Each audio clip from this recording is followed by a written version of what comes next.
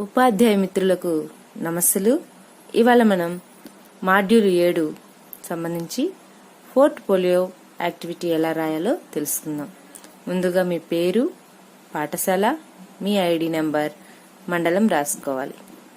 7వ మాడ్యూల్ అయినటువంటి school based assessment సంబంధించి పోర్ట్ఫోలియో మీ రాష్ట్ర ప్రాథమిక స్థాయి గణితం లేదా భాషకు సంబంధించిన పాఠ్య పుస్తకంలోని పాఠం లేదా నేపథ్యం యూనిట్ ని ఎంచుకుని అందులో ఒక అధ్యాయానికి బోధన, అభ్యసన మరియు మూల్యాంకన ప్రణాళిక వ్యూహాలను గుర్తించండి. ఈ మాడ్యూల్ నుండి మీరు నేర్చుకున్న దానిని మూల్యాంకనపు ఊహాలపై ఎక్కువ దృష్టి ఉంచి వర్తింపచేయండి. ముందుగా ఈ స్కూల్ బేస్డ్ అసెస్మెంట్ యొక్క లక్షణాలు ఏంటో చూద్దాం. ఈ ఎస్బీఏ అనున్నది విద్యార్థులలో సాధించవలసిన సామర్థ్యాల సాధనను అంచనా వేస్తుంది. తమ బలాలు విద్యార్థులే అంచనా వేయడానికి అవకాశం కల్పిస్తుంది. నిరంతరం నేర్చుకోవడం వంటి సామర్థ్యాల అభివృద్ధికి సహాయపడుతుంది. బోధన, అభ్యసన ప్రక్రియలో ఇది ఒక అంతర్భాగంగా ఉంటుంది. స్కూల్ బేస్డ్ అసెస్మెంట్ లో విశిష్ట లక్షణాలు ఏంటంటే, దీనివల్ల పిల్లల్లో ఆత్మవిశ్వాసం అనేది పెరుగుతుంది.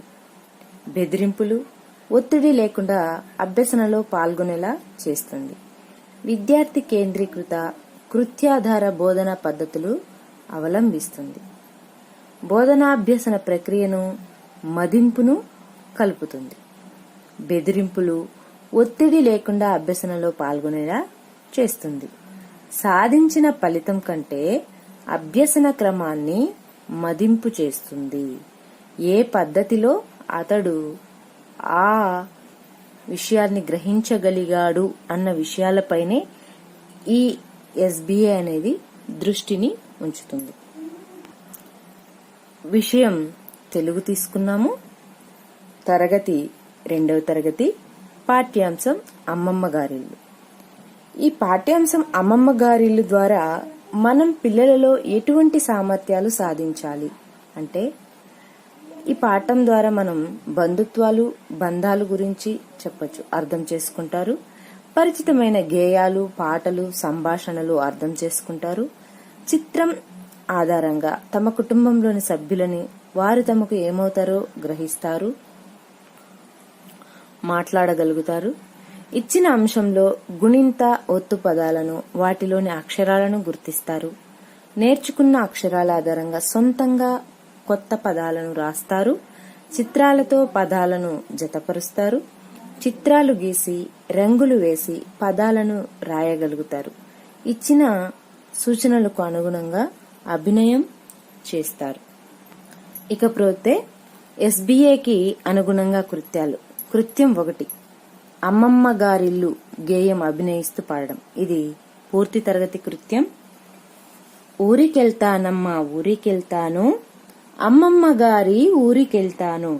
ఊరికెళ్తానమ్మా ఊరికెళ్తాను, కొత్త కారెక్కి కొత్తూరు వెళ్తాను. అమ్మమ్మ పెడుతుంది తీపి అప్పాలు, తాతయ్య కుట్టించు కొత్త లంగాలు. అత్తమ్మ ఆటాడ బొమ్మలిస్తుంది, మామయ్య చెబుతాడు మా మంచి కథలు. అందుకే ఇష్టము అమ్మమ్మ ఊరు, అప్పుడప్పుడు వెళ్తాను అందుకే నేను అనే ఈ గేయాన్ని మనం అభినయం ద్వారా విద్యార్థులకు నేర్పుతాం. పిల్లలు కూడా అభినయించి పాడడం ద్వారా ఈ గేయాన్ని చక్కగా నేర్చుకోగలుగుతారు. కృత్యం 2, వ్యక్తిగత కృత్యం ఇస్తాం. మీ ఇంట్లో ఎవరెవరున్నారు వారి పేర్లను రాయండి. గేయం నందు మా ఒత్తు, తా ఒత్తు అక్షరాలకు 0 చుట్టండి. ఇవి 2 వ్యక్తిగత కృత్యాలుగా మనం ఈ పాఠ్యాంశానికి సంబంధించి ఇవ్వచ్చు. ఇకపోతే కృత్యం 3 పూర్తి తరగతి కృత్యం అన్నమాట. ఇందులో గేయానికి అనుబంధమైనటువంటి బొమ్మను ఇస్తాం, చిత్రాన్ని ఇస్తాము. ఆ చిత్రానికి సంబంధించి వివిధ రకాల ప్రశ్నలు అడగడం జరుగుతుంది. ఉదాహరణకు, చిత్రంలో ఎవరెవరున్నారు, వంట ఎవరు చేస్తున్నారు, మీ ఇంట్లో మీకు కావలసిన తినుబండారాలు ఎవరు చేస్తారు, తాతకు ఏమి ఇస్తోంది? కుర్చీలో కూర్చొని చదువుతున్న వ్యక్తి ఎవరై ఉండవచ్చు? మీ ఇంట్లో మీకు కథలు ఎవరు చెప్తారు? మీకు ఎవరంటే చాలా ఇష్టం? ఎందుకు? ఇటువంటి ప్రశ్నలు ఇంకొన్ని కూడా జత చేసి అడగడం ద్వారా పిల్లల్లో బంధుత్వాలకు సంబంధించిన అవగాహనను, వారి యొక్క ఆవశ్యకతను గుర్తింప చేయవచ్చు.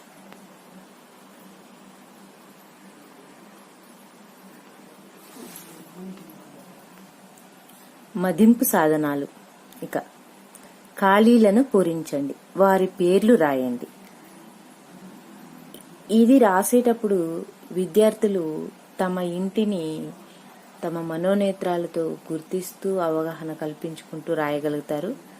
నాన్నకు అమ్మ, నాకేమవుతుంది? అమ్మకు అమ్మ, నాకు. సో ఈ విధంగా బంధుత్వాలకు సంబంధించిన పదాలు రాయగలుగుతారు. తర్వాత రెండవది గళ్లలోని అక్షరాలతో పదాలు రాయడం. సో ఇక్కడున్న ఈ అక్షరాలను అనుసరించి కొన్ని కొత్త పదాలను రాయగలుగుతారు. అదేవిధంగా మా త అక్షరాలు వచ్చే విధంగా కొన్ని పదాలు రాయండి. ఇకపోతే ఇది వంశ వృక్షానికి సంబంధించింది అనమాట. తాత పిల్లలు రాయడం, తర్వాత వారి పిల్లలు ఆ విధంగా రాయడం. వారి పిల్లల పేర్లు సేకరించి వరుస క్రమంలో రాయడం ద్వారా వారికి మీరేమవుతారు, మీకు వారేమవుతారో రాయండి అనమాట.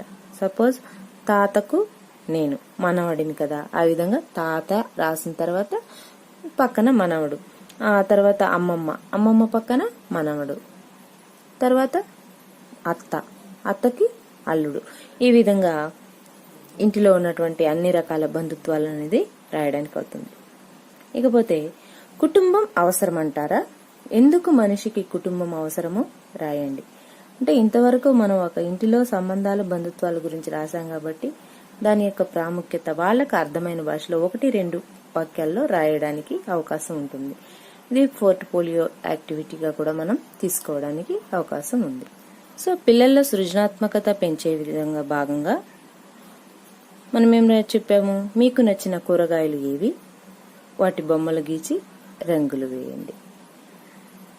సో ఈ విధంగా మనం ఎస్బీఏని అనుసరించి పిల్లలకు వారికి వారే మదింపు చేసుకుంటూ, తోటి పిల్లలతో మదింపు చేసుకుంటూ అభ్యసనాన్ని కొనసాగించడానికి అవకాశం ఉంటుంది.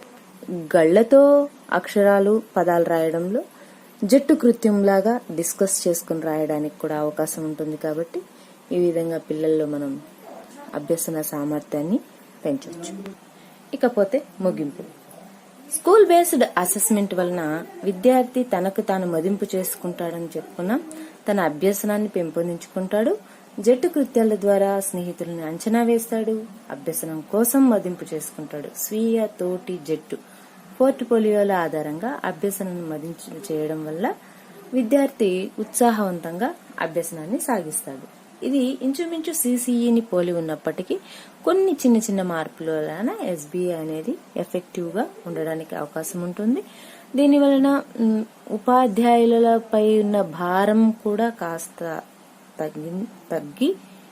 తగ్గుతుందనే చెప్పవచ్చు. స్నేహితులారా, ఇది 7వ పోర్ట్ఫోలియోకి సంబంధించిన యాక్టివిటీ.